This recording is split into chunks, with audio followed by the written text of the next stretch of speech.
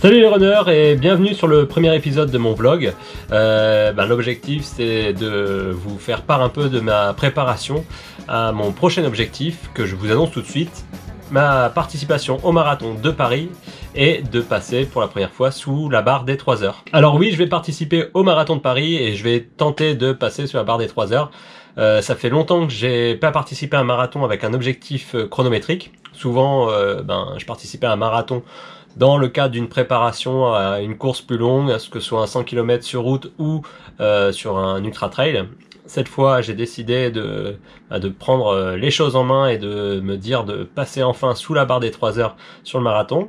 Alors ça va pas être évident puisque ça fait longtemps que j'ai pas travaillé ma vitesse et ça a déjà été dur cette semaine. Déjà parce que je reviens d'une entorse et l'entorse n'était pas encore résorbée en début de semaine, donc je devais travailler sur un plateau qui permet de travailler la cheville. Donc ça, je faisais ça chez moi, j'ai fait un peu de ce plateau pour travailler l'amplitude de ma cheville et puis travailler un peu plus les muscles profonds. Et puis en fait, ensuite j'ai pu retravailler un peu de vitesse, j'ai fait quelques accélérations en milieu de semaine pour voir un peu comment la cheville réagissait et c'était plutôt pas mal. Alors tous les mercredis je vais conduire mon fils au tennis, déjà c'est sympa, et pendant qu'il joue au tennis, je suis juste à côté d'un petit terrain qui permet de faire des accélérations sur 100 mètres et du coup j'ai pu m'en faire une petite dizaine pour voir comment je me sentais et voir comment la cheville réagissait.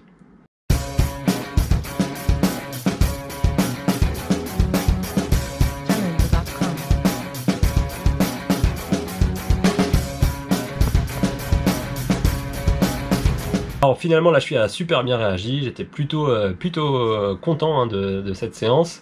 Du coup j'ai pu faire ma dernière séance de kiné vendredi.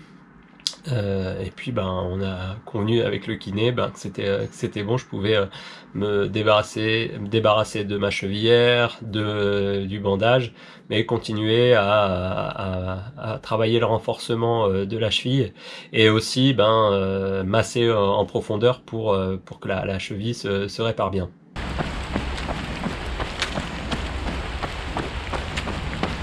Bon, je viens de faire une petite session à allure seuil, mais vraiment petite, ça n'a pas de... C'était histoire de trouver un peu l'allure, de voir un peu comment je répondais. Bon, c'est clair que ça va pas être évident de retravailler un peu ses vitesses. Après la blessure, la cheville, ça tient un petit peu, mais c'est normal, elle n'est pas encore tout à fait rétablie. Mais ça va, je suis plutôt content de cette cheville qui se répare doucement et sereinement. Voilà, il pleut. Je suis peut-être habillé un peu trop chaud là pour travailler la vitesse. Voilà, il y a quelques réglages à faire avant d'attaquer vraiment la prépa dès la semaine prochaine.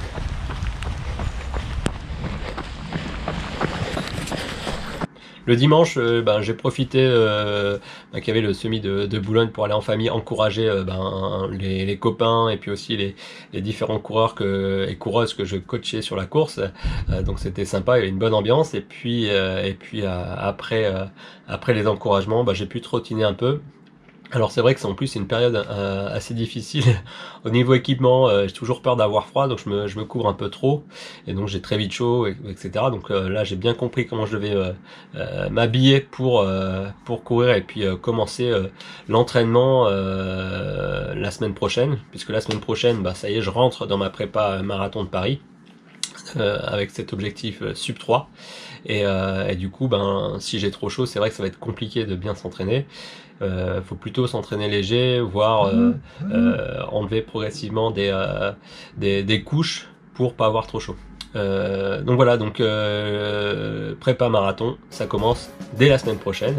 Et puis si vous voulez participer au marathon de Paris, sachez que dès qu'on aura dépassé les 1000 abonnés sur cette chaîne YouTube, je lancerai un concours pour permettre de gagner un dossard pour le marathon de Paris. Alors je compte sur vous. Et puis je vous dis à très bientôt. Allez, salut les runners!